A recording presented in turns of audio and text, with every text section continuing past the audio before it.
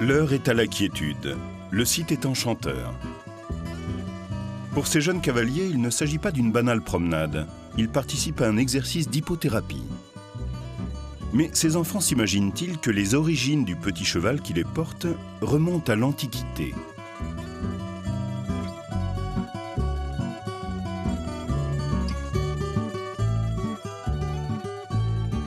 L'île de Corfou se blottit au nord de la Grèce, entre les mers Ioniennes et Adriatiques.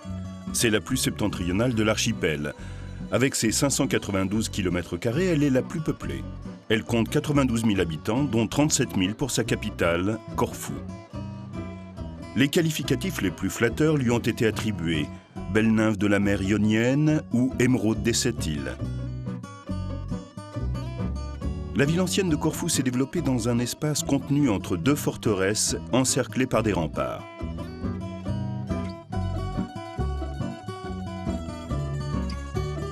À quelques encablures de la ville, en surplomb de la mer Égée et adossée à la colline, se dissimule une immense propriété familiale. C'est dans cet écrin protecteur qu'une équipe dévouée et compétente, sous la conduite de Sylvia Steen, partage dans un même idéal un projet émérite et altruiste. Sylvia Steen et sa fille, Aliki, ont cofondé l'association Silva pour la sauvegarde du petit cheval de Skyros. L'association a débuté il y a 10 ans ici à Corfou. Ma mère a toujours adoré les animaux. Elle a souhaité sauvegarder le petit cheval de Skyros, qu'on appelle aujourd'hui Hyparion hellénique, dans la mesure où il existait à ce moment-là peut-être qu'une quarantaine de chevaux pur sang. Ce qu'il faut vraiment préciser, c'est que derrière notre association, il y a une femme vraiment exceptionnelle. Parce que lancer ce type de projet alors que vous n'avez personne derrière vous qui vous suive, qui vous soutienne, ce n'est pas évident. Et ce n'est qu'en persévérant, en parlant à des centaines, voire des milliers d'interlocuteurs, que vous arrivez à vos fins. Parmi tous les interlocuteurs qui convergent au centre Silva, Sylvia Steen reçoit aujourd'hui le photographe Vassili Tsoumia, venu lui montrer ses derniers clichés du petit cheval de Skyros. 40 ans d'expérience professionnelle consacrée aux enfants handicapés et une profonde connaissance de la nature et des animaux ont permis à Sylvia Steen de mener à bien ses deux passions. L'étendue et le caractère luxuriant du site confèrent au domaine tous les attraits pour que les animaux y soient heureux. Le projet Silva consiste à protéger des plantes et des animaux qui sont en péril. Et maintenant, surtout, c'est pour protéger le petit cheval de Skyros. Il faut connaître ce petit cheval et son valeur pour les petits-enfants et les enfants handicapés pour faire l'équitation. Parce qu'il est très doux de caractère, en même temps il est fort, il est sportif, et les enfants n'ont pas peur de ce petit cheval.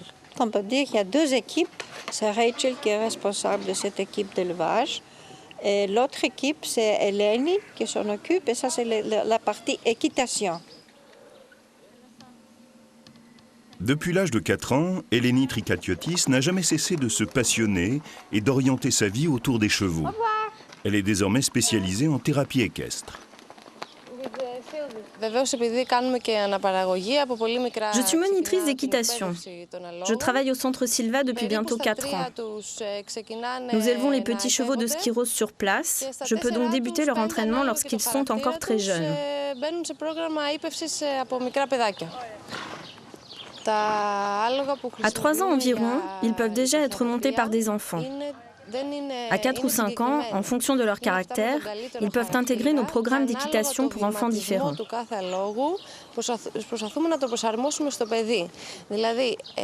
Les chevaux que nous utilisons pour l'hypothérapie sont très spécifiques et nous choisissons les plus accommodants. Nous les sélectionnons ensuite en fonction de leur démarche naturelle et de leur comportement.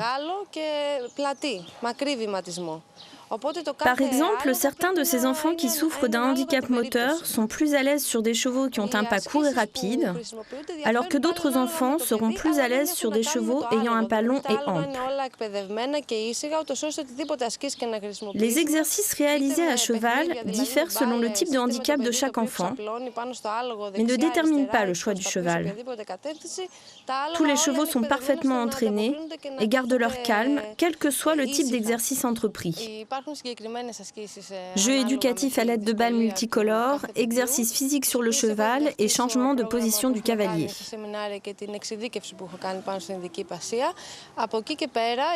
Le travail varie aussi en fonction du degré de problème de chaque enfant, cela en conformité avec les différents cours et spécialisations en hippothérapie que j'ai suivis.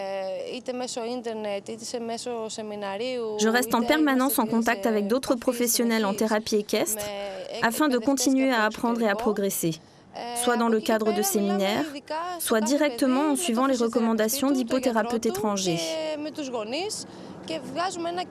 Les objectifs des séances d'hypothérapie de chaque enfant sont définis en compagnie du médecin, du physiothérapeute et des parents du jeune patient. Le rôle des parents après les cours est essentiel. Les échanges après les séances sont déterminants pour optimiser les résultats, que ce soit physique, moteur, psychique, relationnel et pédagogique.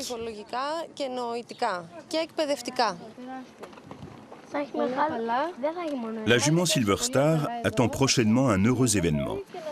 À l'image de toute l'équipe du centre, Rachel Etherington se réjouit lorsqu'un étalon a mené à bien sa mission. Cette Anglaise soigne, cajole, nettoie, nourrit ses protégés. C'est avec tendresse qu'elle prodigue ses soins aux chevaux qui lui manifestent en retour leur reconnaissance.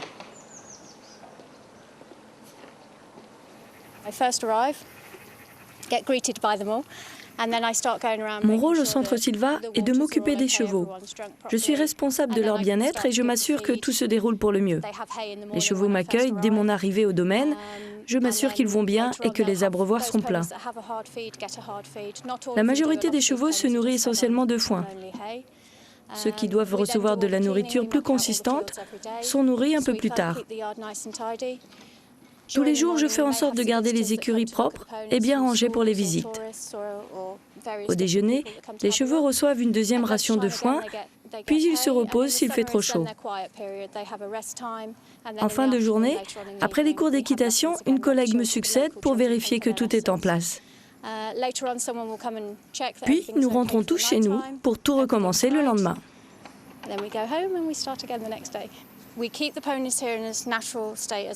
Nous essayons de garder les chevaux en troupeau comme dans leur milieu naturel. En fait, ils vivent à l'extérieur tout au long de l'année.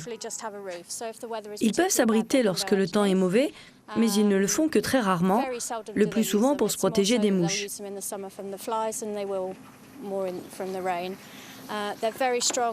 Le petit cheval de Skyros est un animal rustique qui peut vivre dehors. Je pense que c'est pour ça qu'il est en aussi bonne santé, car il évite ainsi les maladies causées par le confinement en écurie.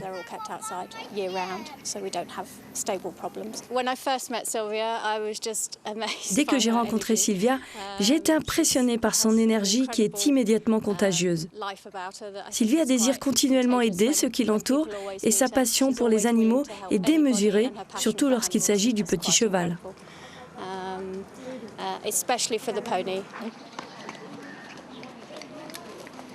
Ce qui est très important pour une association sans but lucratif, c'est de sensibiliser bien sûr le public, tant les enfants que les parents, mais aussi les décideurs, tant en Grèce qu'au niveau de l'Union européenne.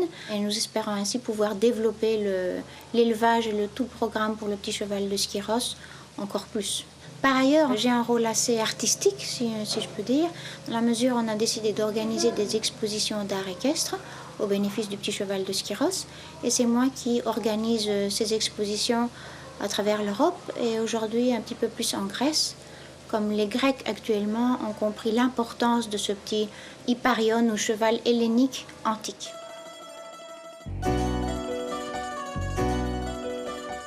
Georges Pénas est artiste peintre. Une vraie rencontre s'est produite entre l'homme et le petit cheval. Les œuvres de Georges exaltent toutes les valeurs de l'animal.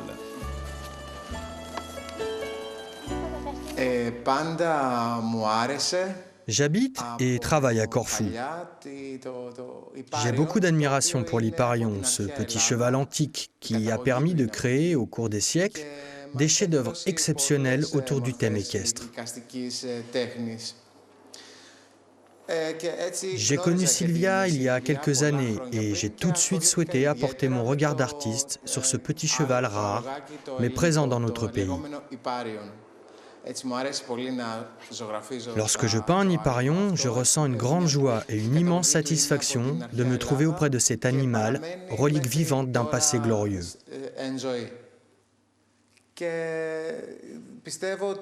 Je pense que chaque artiste qui travaille sur le thème du cheval vit un moment magique, inoubliable. Comme j'ai la chance de côtoyer ces chevaux tout au long de l'année, les saisons m'inspirent à les peindre dans des couleurs très différentes. Au printemps, par exemple, je donne aux chevaux des couleurs très vives. Le printemps est en effet une saison magnifique à Corfou. L'été, les couleurs que j'utilise sont différentes, un peu plus lumineuses. En hiver, la palette utilisée offre des tons plus sombres.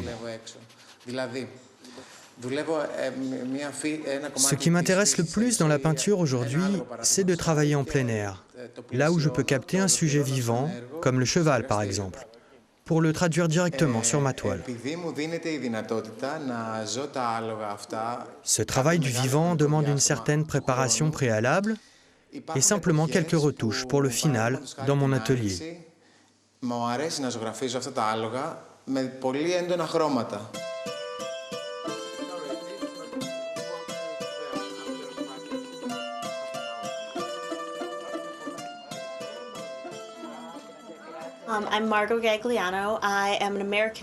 Je m'appelle Margot Gagliano. Je suis américaine et étudiante bénévole au Centre Silva. J'ai rencontré Silvia, la responsable du centre, durant mes études à Athènes. La première fois que je suis arrivée ici, je ne savais pas réellement ce qui m'attendait. Je savais juste qu'il y avait des petits chevaux et j'étais super contente de passer mes journées aux écuries avec eux. Je leur faisais faire de l'exercice pour améliorer leurs conditions physiques et entretenais la propreté des lieux. Je me suis dit qu'il serait intéressant que le centre puisse bénéficier de l'aide de bénévoles tout au long de l'année afin de permettre à l'équipe de mieux développer les différentes activités du centre. Actuellement, nous examinons toutes les candidatures qui viennent surtout des États-Unis, mais aussi d'Ouganda, de Hongrie, de Belgique, d'Australie. Maintenant, nous avons atteint le maximum d'étudiants possibles à accueillir. 4 jeunes en hiver et 8 jeunes en été.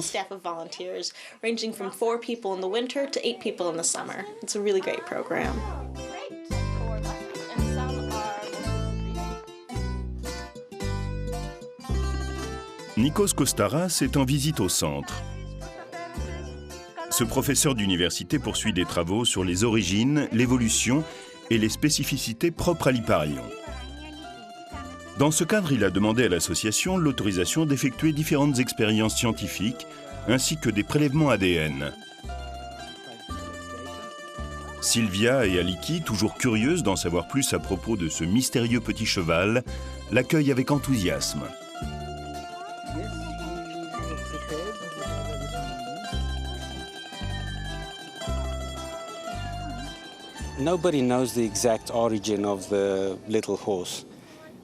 Personne ne peut prétendre connaître à coup sûr les origines lointaines de l'Hyparion.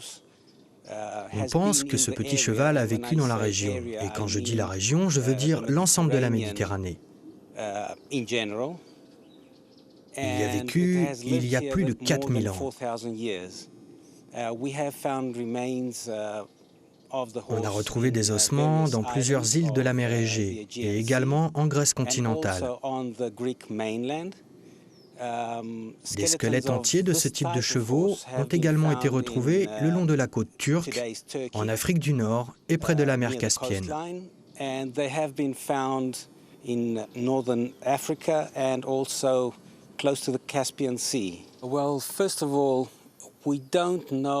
À l'heure actuelle, on ne connaît pas précisément le cheminement géographique de l'Hyparion.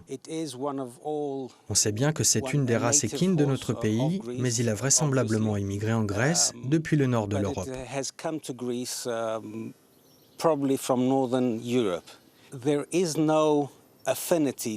La race Hyparion n'a pas de lien direct avec les autres races de chevaux. Les rapports de parenté les plus proches que l'on peut envisager aujourd'hui, selon des tests ADN, le liraient aux chevaux orientaux, ce qui est un peu vague. Mais il y aurait également des liens de parenté avec des chevaux ibériques, originaires de l'Espagne et du Portugal. Le petit cheval de Skyros était autrefois un cheval très populaire et utilisé de tout temps par l'homme dans toutes sortes d'activités. L'animal était l'outil agricole du modeste fermier. Il était la bête de somme du voyageur ou du marchand. Et puis c'était un cheval que l'on pouvait monter.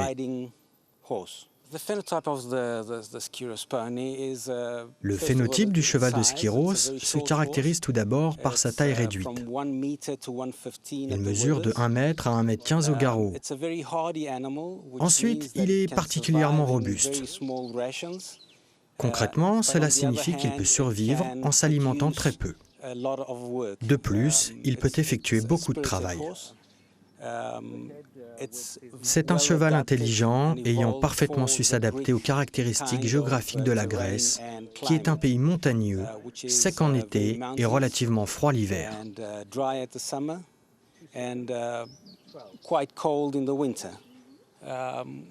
De nos jours, grâce au progrès technologique, des outils modernes nous permettent de mieux comprendre comment s'est déroulée l'évolution des races équines au cours des millénaires. Par ailleurs, nous connaissons plus précisément comment les gènes de ces chevaux fonctionnent. J'espère même qu'un jour, on pourra les identifier et que l'on parviendra à positionner exactement le petit cheval de Skyros dans l'histoire de l'évolution des races équines. Aujourd'hui, les analyses ADN nous permettent de distinguer les caractéristiques du phénotype et du génotype d'une race. On est capable de différencier les caractéristiques lointaines de l'Hyparion de celles acquises plus récemment.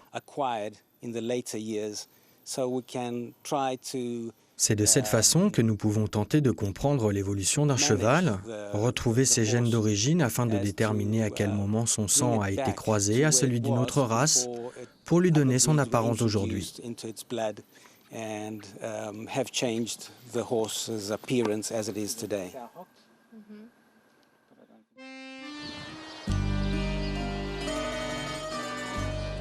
Aliki s'est rendue à Skyros, ville-temple de l'Hyparion. Là, elle a rencontré d'anciens paysans. Ces paysans éleveurs étaient surnommés les Vracades, en référence à la culotte bouffante, la vraca, qu'ils portaient lors des fêtes traditionnelles. Ensemble, ils découvrent les photos de Yanis Vernadis qui retracent leur jeunesse.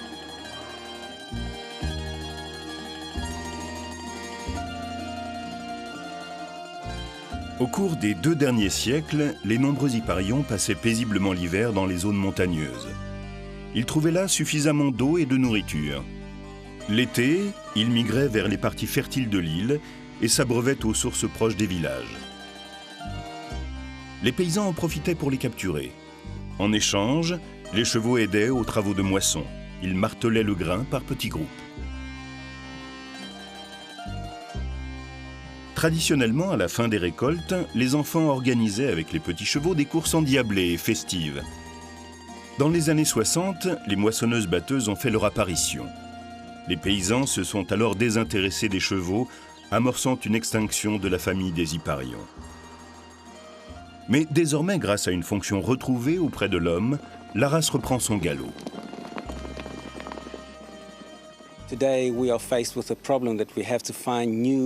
Le problème consiste maintenant à développer de nouvelles occupations, un nouveau job au petit cheval lui assurant sa survie. Je dirais que la chance du cheval de Skyros est sa petite taille. C'est un cheval facile à entretenir, possédant des caractéristiques diverses, lui permettant de devenir un animal de compagnie. En plus, c'est un cheval qui peut être monté facilement par des enfants et des cavaliers légers.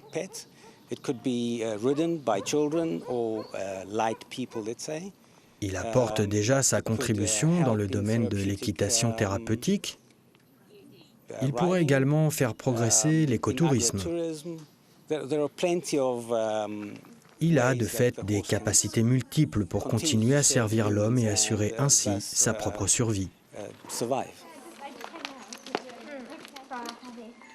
J'ai commencé il y a 11 ans à faire la reproduction de ce petit cheval. Heureusement, ça marchait très bien. Et donc, il y a 3 points qu'il faut compter. C'est d'essayer que ce petit cheval ne disparaisse pas complètement. Le deuxième point, c'est de trouver un but pour ce petit cheval. Parce qu'un animal sans but, alors les gens ne le veulent pas, il ne sert à rien. Et la troisième chose, c'est d'essayer que tout le monde, peu à peu, connaisse ce petit cheval. Ils ont de nouveau besoin de l'acheter, de l'avoir. Parce que ce petit cheval, c'est surtout parce qu'il a ce caractère formidable. Il est très, très gentil et bon, et il est très bien pour l'équitation des petits-enfants. L'hypothérapie, en général, peut aider en plusieurs domaines. Donc le domaine physique, le domaine psychique, le domaine social et le domaine pédagogique.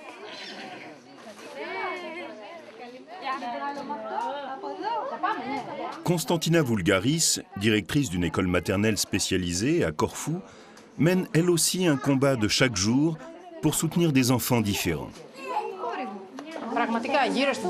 Chaque semaine, les enfants nous demandent quand ils reviendront ici pour voir les chevaux.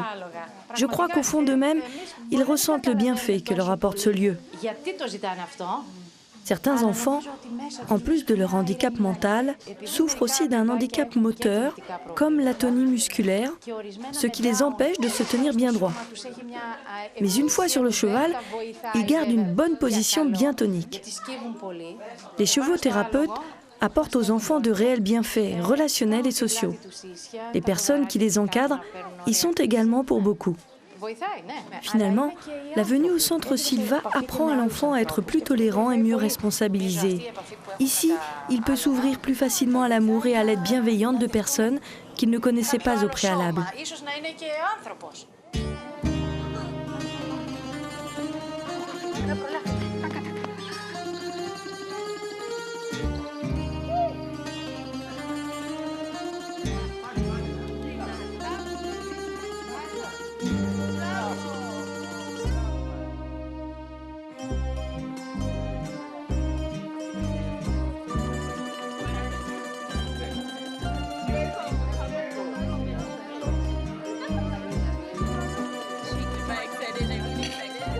C'est tout naturellement au centre Silva que Georges a décidé de présenter ses dernières toiles à tous les passionnés de l'Hyparion.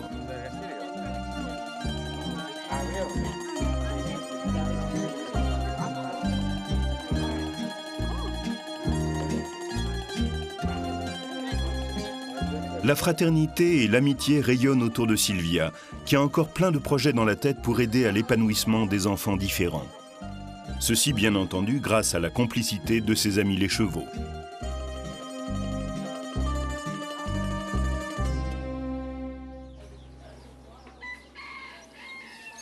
Au centre, la vie quotidienne se poursuit, sereine, organisée.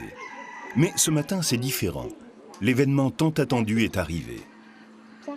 La jument Silverstar a mis au monde cette nuit la petite Velvet. La naissance d'un Hyparion est un événement important pour le centre. C'est aussi une récompense pour tout le monde et la manifestation de la réussite du projet Silva. L'Hyparion a retrouvé auprès de l'homme la place qu'il mérite. C'est en parfaite symbiose qu'ils cohabitent de nouveau ensemble. L'intervention de quelques passionnés clairvoyants a permis d'enrayer une disparition qui semblait inéluctable.